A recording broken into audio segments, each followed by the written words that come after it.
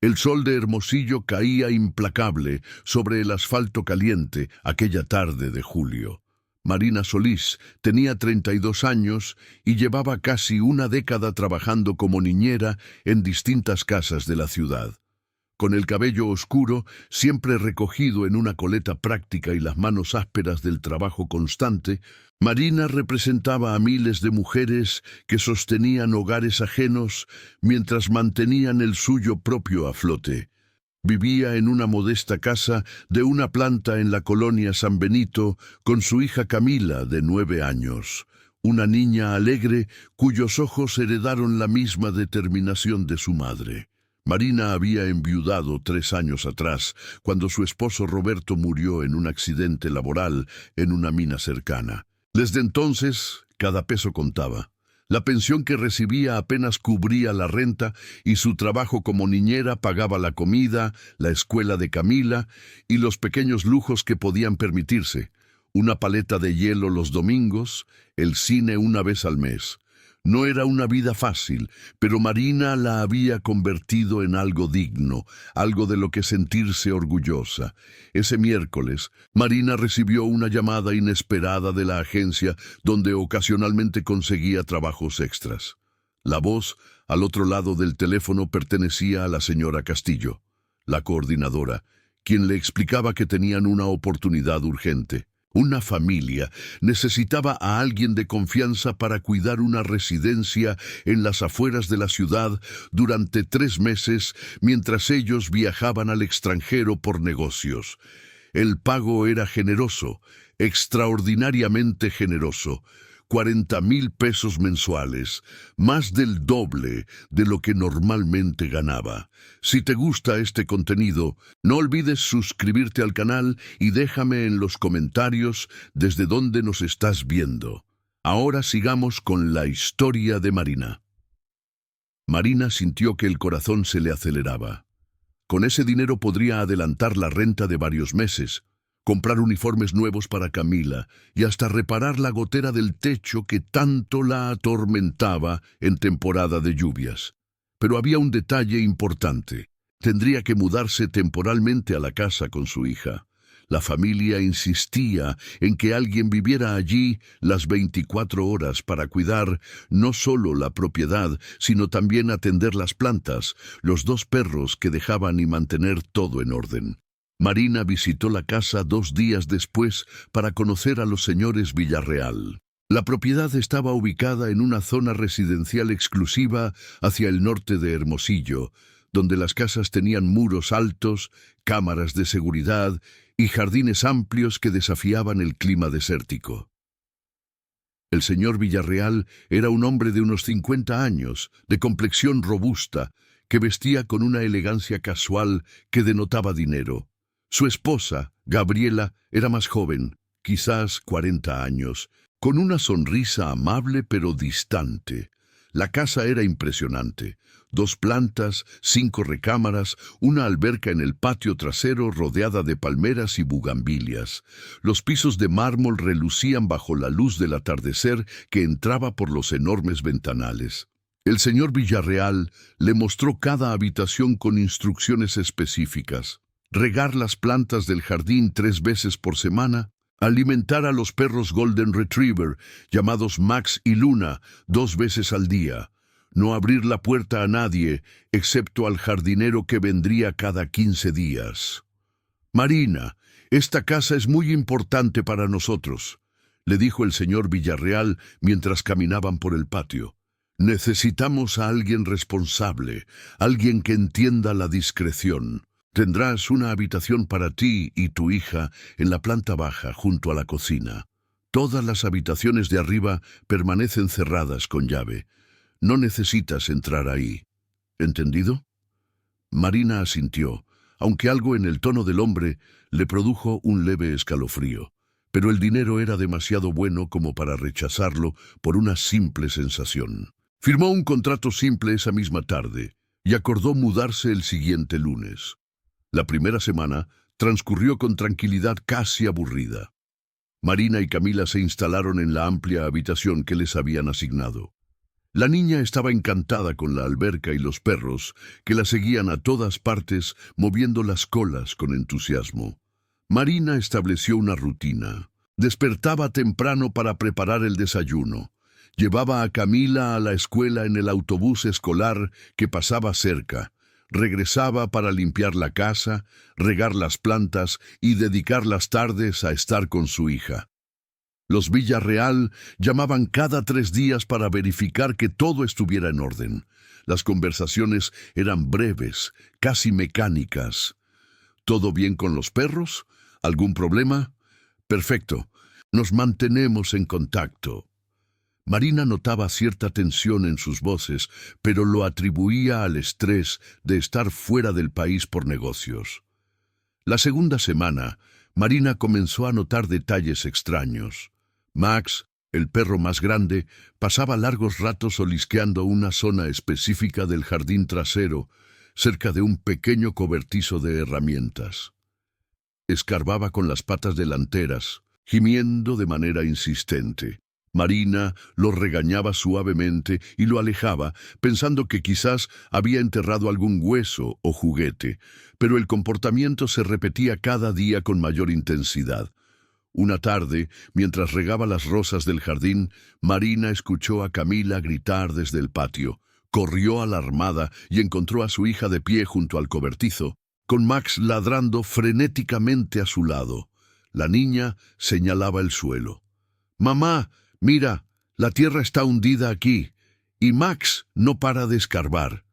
Marina se acercó y observó.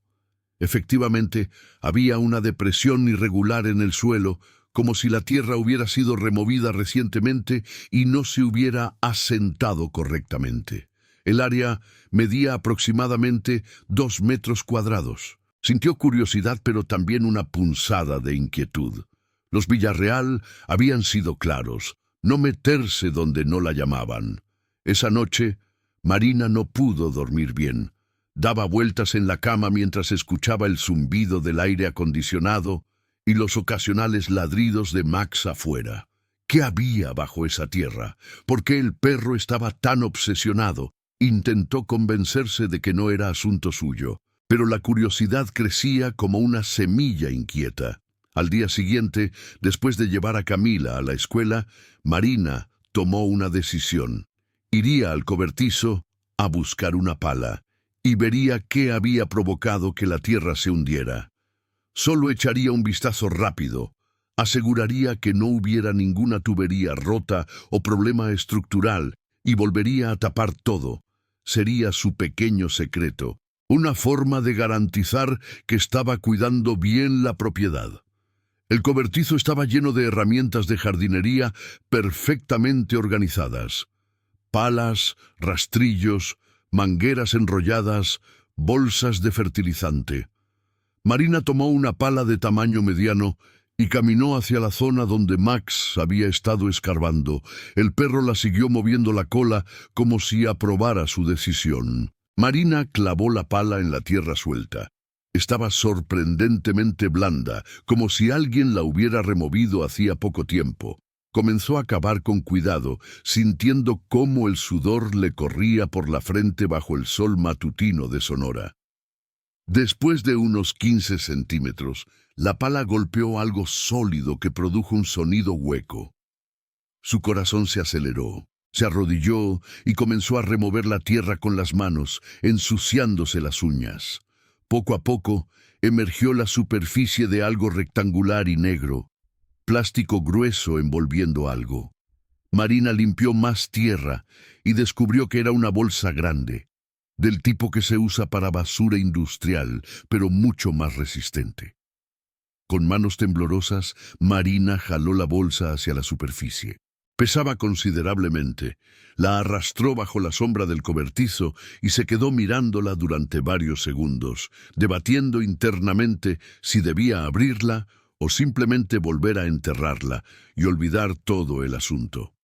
La curiosidad venció. Desató el nudo superior y abrió la bolsa. Su respiración se detuvo. Dentro había fajos y fajos de billetes de 500 y 1000 pesos. perfectamente organizados y envueltos en plástico transparente. Marina sintió que las piernas le temblaban. Metió la mano y sacó uno de los paquetes. Era real, dinero auténtico, miles, tal vez cientos de miles de pesos. Pero eso no era todo.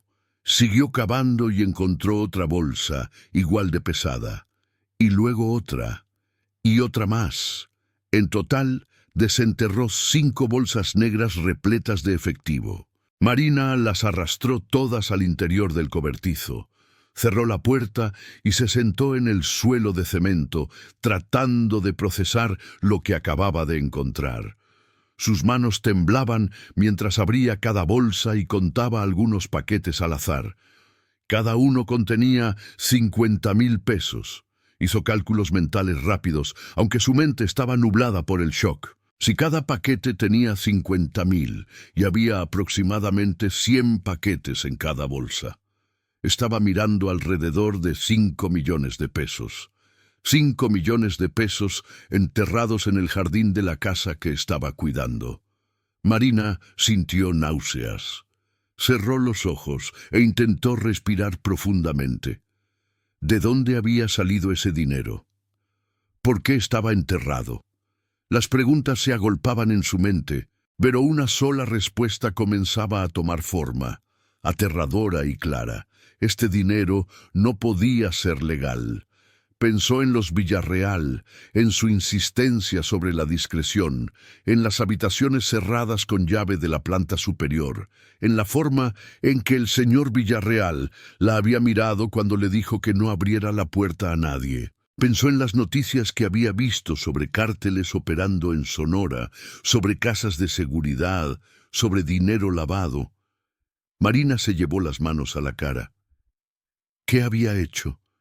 ¿Por qué no había escuchado su instinto aquella primera tarde cuando sintió ese escalofrío? Se quedó en el cobertizo durante casi 1 hora, paralizada por el miedo y la incertidumbre. Afuera, Max ladraba ocasionalmente y el sol seguía su trayecto implacable por el cielo azul de Hermosillo. Marina sabía que tenía que tomar una decisión y tenía que tomarla rápido. Podía volver a enterrar las bolsas, fingir que nunca las había encontrado, terminar los 3 meses de trabajo y recibir su pago. Pero, ¿y si los Villarreal descubrían que alguien había tocado el dinero? ¿Y si tenían cámaras ocultas? ¿Y si venían a revisar y notaban que la tierra estaba removida de manera diferente? O podía llamar a la policía. Pero esa opción la aterraba aún más. Si el dinero pertenecía a quien ella sospechaba, reportarlo podría poner en peligro su vida y la de Camila.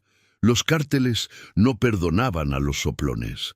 Hermosillo no era ajena a la violencia del narcotráfico, y Marina había escuchado suficientes historias en las noticias como para saber que las represalias eran reales y brutales.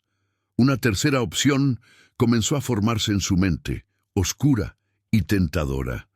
Podía tomar el dinero, llevarse las 5 bolsas, huir con Camila, comenzar una nueva vida en otra ciudad, en otro estado, lejos de Sonora. Con 5 millones de pesos podría comprar una casa, poner un pequeño negocio, darle a su hija la educación que merecía, nunca más preocuparse por la renta o las goteras en el techo. Pero Marina sabía que esa opción era la más peligrosa de todas. Si tomaba el dinero, los Villarreal la buscarían. Y si estaban conectados con quienes ella sospechaba, la encontrarían. No importaba dónde se escondiera. El sonido de un teléfono la sacó de sus pensamientos. Era su celular que había dejado en la cocina. Corrió hacia la casa, secándose las manos llenas de tierra en el pantalón. La pantalla mostraba un número desconocido. Marina dudó, pero finalmente contestó. «Señora Solís». La voz al otro lado era masculina, grave, con un acento norteño marcado. «Sí, ¿quién habla?» «Soy Rodrigo Villarreal, el hermano del señor Villarreal. Él me pidió que pasara por la casa a recoger unos documentos importantes que dejó en su oficina de la planta alta. Llegaré en unas 2 horas. Por favor, téngame la puerta abierta. Marina sintió que el corazón le daba un vuelco. Pero el señor Villarreal no me mencionó nada sobre esto. ¿Tiene las llaves de la oficina? Hubo una pausa al otro lado. Sí, tengo las llaves. Solo avísele que voy en camino. La llamada terminó abruptamente. Marina se quedó mirando el teléfono, sintiendo cómo el pánico comenzaba a apoderarse de ella. Algo no estaba bien. El señor Villarreal le había dicho específicamente que no abriera la puerta a nadie excepto al jardinero. ¿Por qué no la había llamado él mismo para avisarle sobre su hermano? Marina marcó el número del señor Villarreal, que tenía guardado en sus contactos. El teléfono sonó 1, 2, 3 veces, hasta que entró la contestadora. Lo intentó de nuevo. Nada. Intentó con el número de la señora Gabriela. Tampoco contestaba. La angustia se convirtió en terror puro. Marina corrió hacia el cobertizo y miró las 5 bolsas negras que seguían allí. Evidencia tangible de que algo muy malo estaba sucediendo en esa casa. Pensó en Camila, que en ese momento estaba en la escuela, ajena a todo. Pensó en que en menos de 2 horas llegaría alguien, y ese alguien probablemente venía por el dinero. Marina tomó una decisión en una fracción de segundo. Sacó su teléfono y buscó el contacto de su prima Lucía, la única persona en el mundo en quien confiaba plenamente. Lucía vivía en Tijuana, trabajaba como abogada y siempre le había dicho a Marina que si alguna vez necesitaba ayuda, sin importar qué, podía contar con ella. La llamada se conectó al segundo tono. Marina, ¿qué pasa, prima? Lucía, necesito que me escuches con atención y no me hagas preguntas todavía. Estoy en una situación muy grave. Durante los siguientes 5 minutos, Marina le contó todo a su prima: el trabajo, la casa, el dinero enterrado, la llamada extraña del supuesto hermano. Lucía la escuchó en silencio hasta que Marina terminó, con la voz quebrada por el miedo. Marina, tienes que salir de esa casa ahora mismo, dijo Lucía con firmeza. Ve por Camila a la escuela, toma solo lo esencial y sal de Hermosillo hoy, no mañana, hoy. ¿Y el dinero? ¿Qué hago con el dinero? Déjalo exactamente donde está, no lo toques más. Ese dinero no es tuyo y probablemente pertenece a gente muy peligrosa. Tu vida y la de Camila valen más que cualquier cantidad de dinero. Pero ¿y si piensan que lo robé? ¿Y si me buscan? Por eso tienes que irte ahora, antes de que llegue quien sea que venga. Marina, escúchame bien. Toma a Camila, sube a un autobús y ven para acá, a Tijuana. Puedes quedarte en mi casa el tiempo que necesites hasta que todo esto se aclare. Marina sintió lágrimas correr por sus mejillas. ¿Y cómo voy a trabajar? ¿Cómo voy a mantener a mi hija? Ya veremos eso después. Lo importante ahora es que estén seguras, ¿me entiendes? Marina asintió, aunque su prima no podía verla. Sí, entiendo. Bien, sal de ahí en 15 minutos. Y Marina, no vuelvas atrás por nada. La llamada terminó. Marina se quedó de pie en medio de la cocina lujosa, mirando a su alrededor como si viera todo por primera vez. La casa que había parecido una bendición 3 semanas atrás, ahora se sentía como una trampa. Se movió rápidamente. Entró a la habitación que compartía con Camila y metió ropa en una mochila grande. Tomó sus documentos importantes, las fotografías de Roberto que siempre llevaba con ella, el dinero que tenía ahorrado en un sobre debajo del colchón, apenas 4,000 pesos. Guardó el cepillo de dientes, medicamentos básicos, todo lo que podía cargar. Miró el reloj. Habían pasado 12 minutos desde la llamada con Lucía. Tenía que irse ya. Marina salió de la casa por la puerta trasera, dejándola sin seguro. Max y Luna la siguieron hasta la reja, moviendo las colas confundidos. Ella los acarició por última vez, sintiendo una punzada de culpa por abandonarlos, pero sabiendo que no tenía opción. Caminó rápidamente por las calles del fraccionamiento exclusivo, con la mochila pesada en la espalda. Algunos vecinos la miraron con curiosidad desde sus jardines. Marina mantuvo la cabeza baja y siguió caminando hasta llegar a la avenida principal, donde tomó un taxi. «A la escuela primaria Benito Juárez, por favor, y rápido».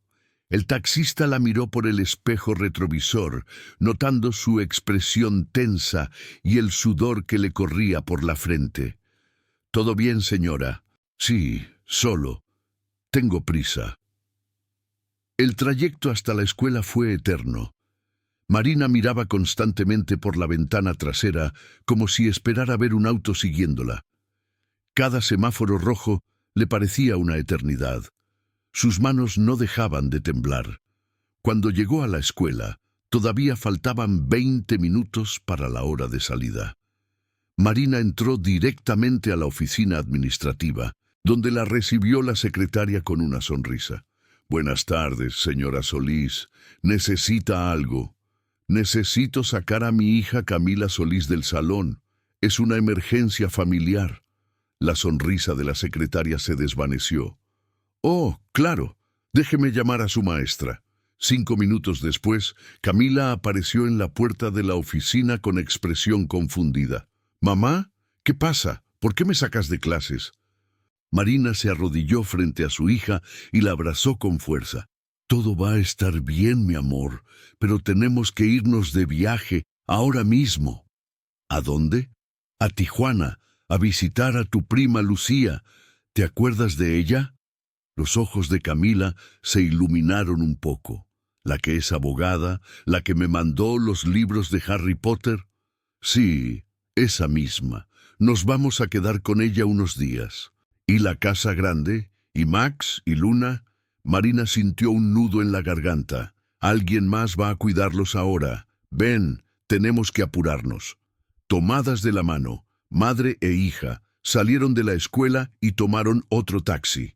«A la central de autobuses, por favor». Durante el trayecto, Marina le envió un mensaje de texto a la señora Castillo de la agencia. «Emergencia familiar grave. Tuve que salir de Hermosillo de inmediato. Los Villarreal tienen mi número si necesitan hablar conmigo. Disculpe las molestias». En la central de autobuses, Marina compró 2 boletos en el siguiente autobús, con destino a Tijuana. Salía en 40 minutos. Se sentaron en una banca alejada de las ventanas, y Marina mantuvo la mochila apretada contra su pecho, mientras vigilaba cada persona que entraba a la terminal. «Mamá, ¿por qué estás tan nerviosa?», preguntó Camila. Marina le acarició el cabello. «Es solo que extraño a la prima Lucía y quiero llegar pronto. ¿Quieres un jugo?» «Sí, de manzana». Marina compró 2 jugos en un puesto cercano, sin despegar la vista de su hija ni por un segundo. Los minutos pasaban con una lentitud tortuosa. Cada vez que alguien con apariencia sospechosa pasaba cerca, Marina sentía que el corazón se le salía del pecho. Finalmente, anunciaron la salida del autobús con destino a Tijuana.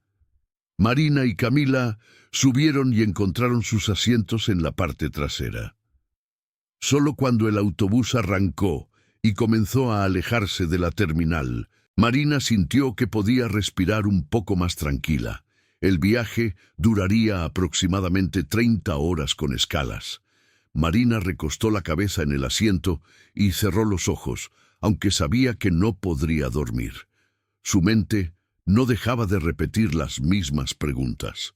¿Habría llegado ya el hombre a la casa? ¿Habría encontrado las bolsas en el cobertizo? ¿Los Villarreal sabrían que ella las había descubierto? Camila se quedó dormida a las pocas horas, con la cabeza apoyada en el hombro de su madre. Marina la abrazó protectoramente, prometiéndose a sí misma que haría lo que fuera necesario para mantenerla a salvo. El paisaje de Sonora fue quedando atrás, reemplazado por kilómetros de carretera y desierto. Marina miraba por la ventana, viendo cómo el sol comenzaba a ponerse tiñendo el cielo de naranja y púrpura, Pensaba en la vida que acababa de dejar atrás, en los 40,000 pesos mensuales que nunca recibiría, en la casa con goteras que seguiría teniendo goteras. Pero también pensaba en los 5 millones de pesos que había dejado enterrados, en el peligro del que había huido, en la decisión que había tomado de proteger a su hija por encima de cualquier tentación. A medida que el autobús avanzaba hacia el norte, Marina comenzaba a entender que su vida acababa de cambiar para siempre. No sabía qué les esperaba en Tijuana. No sabía si podrían regresar algún día a Hermosillo. No sabía si los Villarreal la buscarían o simplemente la olvidarían como un problema menor. Lo único que sabía con certeza era que había tomado la decisión correcta. Había elegido la vida de su hija por encima del dinero. Había elegido la seguridad por encima de la codicia, y aunque el futuro era incierto y aterrador, al menos era un futuro donde ambas tenían la oportunidad de vivir.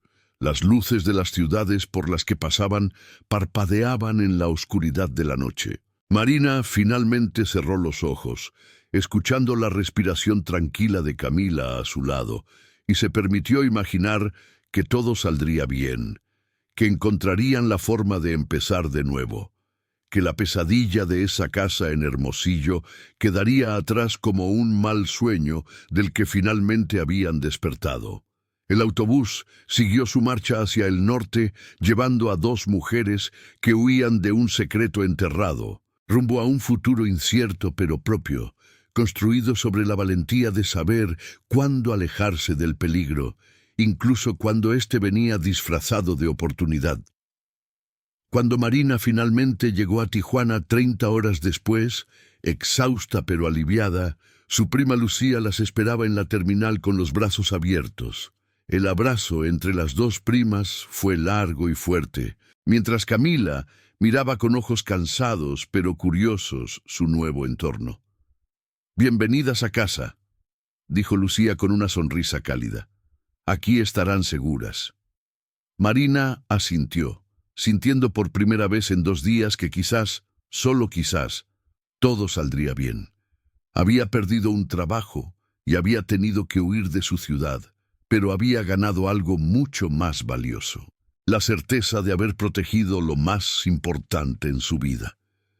Los días siguientes fueron un torbellino de adaptación. Lucía vivía en un departamento de 2 habitaciones en una zona tranquila de Tijuana, cerca de la zona Río. Era un espacio acogedor, aunque pequeño, muy diferente a la casa de Marina en Hermosillo o a la mansión de los Villarreal. Camila tuvo que adaptarse a una nueva escuela, nuevos compañeros, una nueva rutina. Al principio lloró extrañando a sus amigas y su antigua vida, pero la resiliencia de los niños es notable, y pronto comenzó a integrarse. Marina, por su parte, luchaba con sentimientos encontrados. Por las noches, cuando Camila dormía en el sofá-cama de la sala y Lucía roncaba suavemente en su habitación, Marina se sentaba en la pequeña cocina con una taza de café y dejaba que las preguntas la atormentaran. ¿Había hecho lo correcto? Debería haber llamado a la policía de todas formas. Los Villarreal la estarían buscando. Lucía había sido clara desde el primer día. No podemos llamar a la policía ahora. Sería tu palabra contra la de ellos. Y si están conectados con quienes sospechamos, podrían tener oficiales en su nómina. Lo mejor es que mantengas un perfil bajo por un tiempo. Marina siguió el consejo de su prima. Se cortó el cabello, cambió su estilo de vestir, evitó las redes sociales. Lucía le ayudó a conseguir un trabajo en una cafetería cercana al departamento, donde Marina trabajaba de mesera. El pago era mucho menor que lo que ganaba como niñera, pero era honesto y seguro. Pasaron las semanas, luego los meses. Marina vivía con un constante estado de alerta, esperando que en cualquier momento alguien la reconociera o viniera a buscarla. Pero los días se convertían en rutina. Despertar, preparar el desayuno para Camila, llevarla a la escuela, trabajar en la cafetería, recoger a su hija, cocinar, dormir. Una vida simple pero propia. Una tarde de octubre, 4 meses después de su llegada a Tijuana, Marina estaba limpiando mesas en la cafetería cuando escuchó las noticias en el televisor que el dueño mantenía encendido en la barra. Su sangre se heló cuando escuchó el nombre, Operativo en Hermosillo Desmantel. La reportera explicaba cómo autoridades federales habían realizado una operación conjunta en varios puntos de Hermosillo, incluyendo una residencia en una zona exclusiva del norte de la ciudad. Habían arrestado a varias personas vinculadas con el lavado de dinero del cartel y habían decomisado millones de pesos en efectivo, armas y drogas. Marina dejó caer el trapo que tenía en las manos. Las imágenes en la televisión mostraban la casa de los Villarreal. Su casa durante esas 3 semanas que ahora parecían haber ocurrido en otra vida. Las cámaras enfocaban el jardín trasero, exactamente donde ella había encontrado el dinero. Había agentes cavando, sacando las mismas bolsas negras que Marina había visto. El cobertizo estaba rodeado de cinta amarilla de escena del crimen. ¿Estás bien?, le preguntó el dueño de la cafetería al notar su palidez. Marina asintió mecánicamente. Sí, solo. Me mareé un poco. Esa noche, después de acostar a Camila, Marina le contó a Lucía lo que había visto en las noticias. Su prima la abrazó con fuerza. Hiciste lo correcto, Marina. Si te hubieras quedado en esa casa, si hubieras llamado a la policía prematuramente, o peor aún, si hubieras tomado ese dinero, ahora estarías muerta o en la cárcel. Tu instinto te salvó la vida. Marina lloró por primera vez desde que había llegado a Tijuana. Lloró de alivio, de miedo retroactivo, de gratitud por estar viva y tener a su hija sana y salva. Los días siguientes, las noticias continuaron reportando sobre el caso. El señor Villarreal y su esposa Gabriela habían sido arrestados en el aeropuerto de Miami cuando intentaban tomar un vuelo a Sudamérica.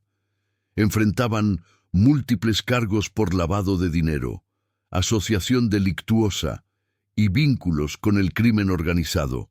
También se mencionaba que la casa había tenido varias personas cuidándola en los meses recientes, pero que ninguna parecía estar involucrada en las actividades criminales. Marina supuso que se referían a ella, aunque nunca mencionaron su nombre. La agencia de empleo había cooperado con las autoridades proporcionando información sobre todos los trabajadores temporales, y aparentemente Marina había sido descartada como sospechosa. Sin embargo, Marina no bajó la guardia. Sabía que aunque los Villarreal estuvieran en prisión, el cartel para el que trabajaban no lo estaba, y los cárteles tenían memoria larga. Pasó otro año. Camila cumplió 11 años y Marina celebró su 34º cumpleaños trabajando un doble turno en la cafetería. La vida en Tijuana se había convertido en su nueva normalidad. Lucía había sido una bendición, no solo ofreciéndoles techo, sino también apoyo emocional y legal. Le había ayudado a Marina a entender que no había cometido ningún crimen, que había sido una víctima de las circunstancias. Marina comenzó a ahorrar nuevamente, peso por peso. Soñaba con algún día poder alquilar su propio departamento, darle a Camila su propia habitación. También había empezado a estudiar inglés en clases nocturnas gratuitas que ofrecía una organización comunitaria. Pensaba que tal vez algún día podría cruzar legalmente a San Diego y trabajar allí, donde los salarios eran mejores. Una tarde de primavera, Marina estaba caminando de regreso a casa después del trabajo cuando su teléfono sonó. Era un número desconocido de Sonora. Su corazón dio un vuelco. Hacía meses que nadie de Hermosillo la llamaba. Dudó, pero finalmente contestó. «Bueno, ¿Marina Solís?» Era una voz femenina, profesional. «Sí, ¿quién habla?» «Mi nombre es agente fiscal Moreno, de la Procuraduría General de la República. Estoy llamando en relación al caso de los Villarreal. ¿Tiene unos minutos para hablar?» Marina sintió que las piernas le temblaban. Se sentó en una banca cercana. Sí, dígame. La agente fiscal le explicó que el caso estaba cerrándose y que querían obtener su testimonio formal sobre lo que había ocurrido durante su tiempo cuidando la casa. Le aseguró que Marina no era sospechosa de ningún crimen y que su cooperación sería voluntaria, pero muy útil para el proceso legal. «No tengo que regresar a Hermosillo, ¿verdad?», preguntó Marina con voz temblorosa. «No, podemos tomar su declaración vía videoconferencia si lo prefiere, y quiero que sepa, señora Solís, que revisamos toda la evidencia y está claro que usted actuó correctamente. Cuando descubrió el dinero, no lo tocó más allá de lo necesario para identificar qué era. No intentó robarlo, y cuando sospechó que había peligro, se fue inmediatamente para proteger a su hija. Muchas personas en su situación habrían hecho cosas muy diferentes». Marina sintió un peso quitarse de sus hombros. «¿Puedo preguntar qué pasó con los perros? Con Max y Luna». Hubo una pausa al otro lado. Los perros fueron rescatados por una organización de protección animal. Fueron adoptados por una familia en Hermosillo. ¿Están bien?» Marina sonrió por primera vez en la conversación. «Me alegra saberlo. ¿Podemos agendar la videoconferencia para la próxima semana?» «Sí, claro». Después de colgar, Marina se quedó sentada en la banca durante varios minutos, viendo pasar a la gente por la calle. Niños que salían de la escuela, vendedores ambulantes ofreciendo tacos y elotes. Una ciudad viva y bulliciosa que se había convertido en su hogar. Pensó en todo el camino que había recorrido desde aquella tarde en el jardín de los Villarreal, cuando encontró las bolsas negras. Pensó en las decisiones que había tomado, en los miedos que había enfrentado, en la fortaleza que no sabía que tenía hasta que no tuvo otra opción más que encontrarla. La declaración que dio la semana siguiente fue detallada, pero rápida. La agente fiscal Moreno fue amable y profesional. Marina relató exactamente lo que había ocurrido, sin omitir ningún detalle. Cuando terminó, la agente le agradeció sinceramente su cooperación. «Su testimonio ayudará a cerrar este caso de manera definitiva», le dijo, «y quiero que sepa que admiro su valentía, señora Solís. No muchas personas en su situación habrían hecho lo correcto».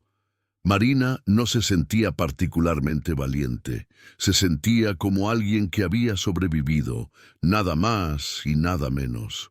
Los meses continuaron pasando. El caso de los Villarreal se cerró con condenas largas, tanto para ellos como para varios de sus asociados.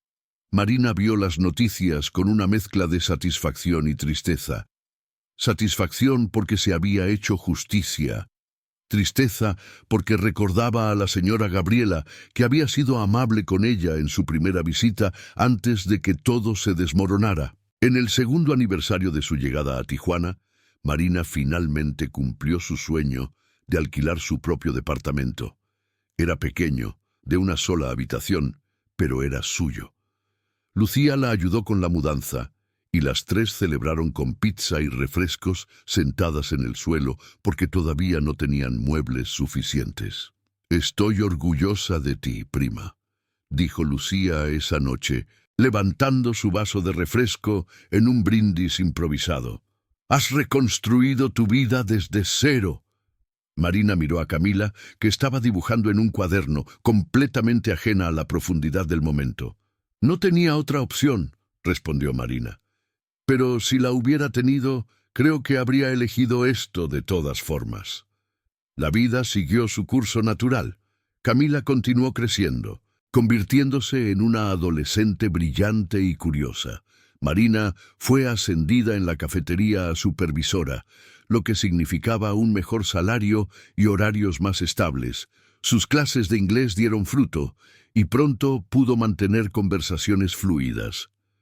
3 años después de aquel día fatídico en Hermosillo, Marina recibió otra llamada inesperada.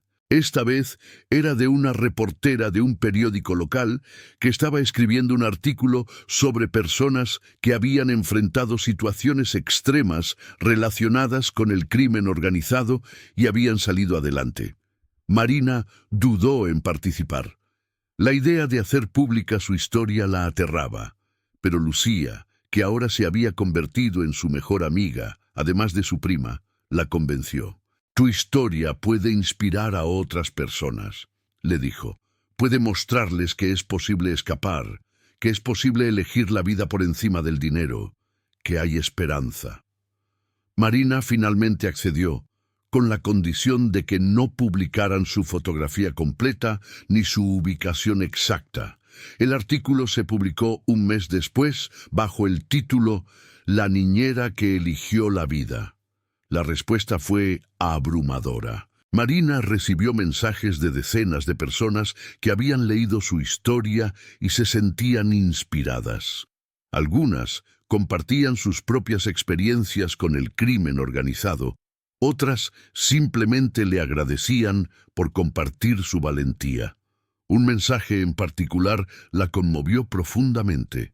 Era de una mujer en Sinaloa que trabajaba en una casa donde había comenzado a sospechar actividades ilegales. Tu historia me dio el valor para irme, escribió la mujer. Tomé a mis hijos y nos fuimos antes de que fuera demasiado tarde. Gracias por mostrarme que era posible. Marina lloró al leer ese mensaje. No de tristeza, sino de gratitud. Algo bueno había salido de toda su pesadilla. Pasaron más años. Camila se graduó de la preparatoria con honores y recibió una beca para estudiar en la universidad. Marina asistió a la ceremonia con lágrimas en los ojos, pensando en Roberto y en cómo estaría orgulloso de su hija. La cafetería donde trabajaba creció y se convirtió en una pequeña cadena. Marina fue promovida a gerente regional, supervisando 3 sucursales. El salario era bueno, estable, le permitía ahorrar y hasta darse algunos lujos ocasionales. Una cena en un restaurante bonito, un viaje corto a Rosarito, ropa nueva para ella y Camila. En su 40º cumpleaños, Marina organizó una pequeña celebración en su departamento. Lucía estaba ahí, por supuesto, junto con algunos amigos que había hecho en Tijuana y compañeros de trabajo. Camila, ahora una joven de 18 años, había preparado un pastel con ayuda de videos de YouTube. Mientras soplaba las velas, Marina hizo un deseo silencioso. No fue un deseo de riqueza o fama, fue un deseo de paz, de continuar construyendo esta vida que había levantado desde las cenizas de aquella experiencia aterradora en Hermosillo. Esa noche, después de que todos se fueron, Marina se sentó en su pequeño balcón mirando las luces de la ciudad. Pensó en los 5 millones de pesos que había dejado atrás, en la fortuna que podría haber cambiado su vida de maneras que entonces le parecían increíbles.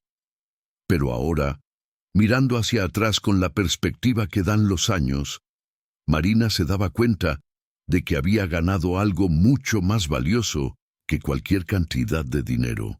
Había ganado su libertad, su dignidad, la certeza de poder dormir tranquila por las noches sabiendo que sus manos estaban limpias. Había ganado el orgullo de haber criado a una hija extraordinaria en circunstancias difíciles. Había ganado la fuerza que viene de sobrevivir a lo imposible.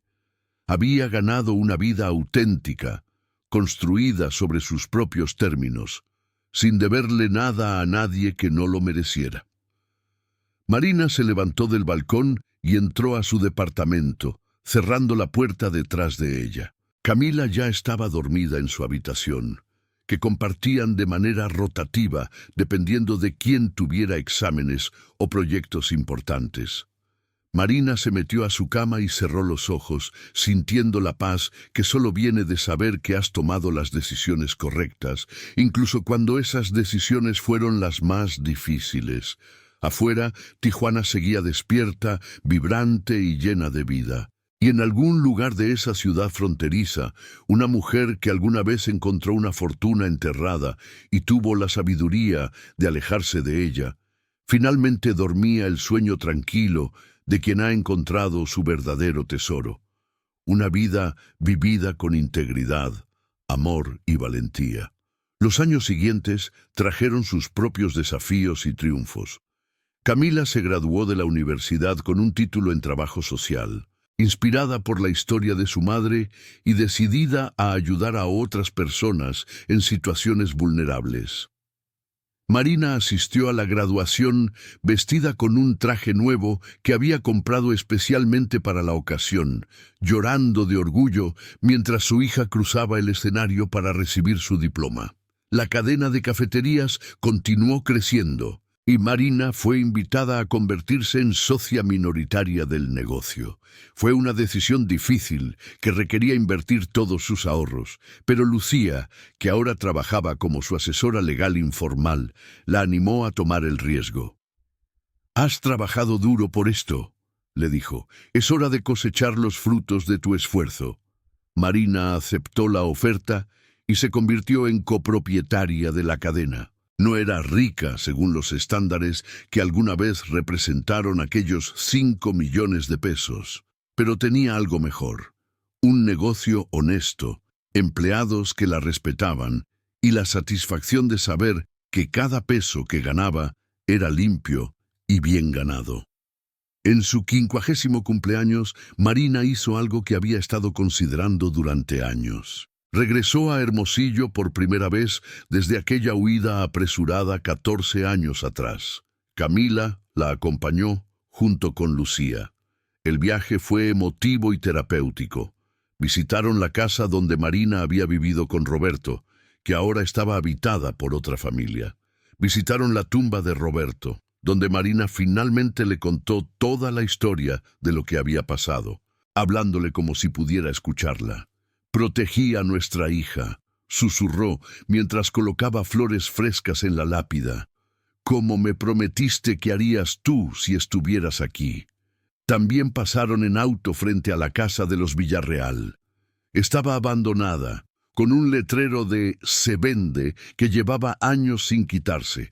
Las ventanas estaban sucias, el jardín completamente descuidado. Max y Luna habían desaparecido hace mucho tiempo, adoptados y felices en otro hogar. Marina miró la casa sin sentir miedo ni arrepentimiento. Solo sentía una profunda sensación de cierre, de haber completado un círculo. De regreso a Tijuana, en el autobús que las llevaba de vuelta a su ciudad adoptiva, Camila le preguntó a su madre: «¿Alguna vez te arrepientes de no haber tomado el dinero?» Marina no dudó en su respuesta. «Nunca, ni un solo día». «¿Por qué?» «Porque el precio habría sido demasiado alto, mi amor. No solo mi vida y la tuya, sino mi alma. Cada vez que me mirara en el espejo, vería a alguien que eligió el dinero fácil por encima de lo correcto, y esa persona no sería yo». Camila tomó la mano de su madre y la apretó con fuerza. «Estoy orgullosa de ti, mamá». Marina sonrió, mirando por la ventana el paisaje del desierto que pasaba velozmente. «Y yo estoy orgullosa de nosotras, de lo que hemos construido juntas». Los últimos años de la vida de Marina fueron pacíficos y satisfactorios. La cadena de cafeterías se expandió a otras ciudades de Baja California. Camila se casó con un joven maestro de educación especial y le dio a Marina 2 nietos hermosos. Lucía se retiró de su práctica legal y las 3 primas mayores pasaban los domingos juntas, cocinando, riendo y recordando. Marina nunca volvió a trabajar como niñera, no porque le tuviera miedo al trabajo, sino porque había encontrado su vocación verdadera en el negocio de las cafeterías, donde podía crear empleos para otras mujeres que, como ella alguna vez, necesitaban una oportunidad para salir adelante. Ocasionalmente, cuando las noticias reportaban sobre grandes decomisos de dinero del narcotráfico o sobre casas de seguridad descubiertas, Marina pensaba en aquellas bolsas negras enterradas en el jardín.